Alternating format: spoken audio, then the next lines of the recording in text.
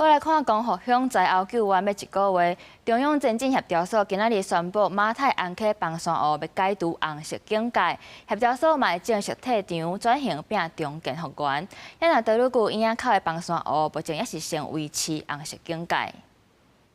泰鲁阁因子口现成的立雾溪放山湖，经过一案，22早起中央上新的监测，水位有小可较降，调水量190.13万吨，离保定也有3.42公尺，也若坝体下骹也有伫咧失水。立雾溪胭脂口的堰塞湖，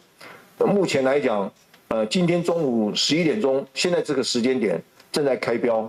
得标的业者他就要提出工作计划、工程计划。 看看要花多少的时间来解决这个立雾溪胭脂口的堰塞湖的问题。中央伫咧处理放山湖的问题，相关的工程招标比价正伫咧进行，预计伫22完成了后，就会派厂商开始第一阶段的降坝工程。顶多是马太安溪放山湖困难度较悬，也搁伫咧讨论用什么工程方法来解决。不过中央宣布解除红色警戒。 昨天的这个堰塞湖的确是对我们来讲是一个小小的检验，检验什么呢？检验我们的疏散，检验我们的撤离，检验我们的堤防，检验我们的便桥。所以说我们在今天现在我就特别的宣布，我们马太安溪的红色警戒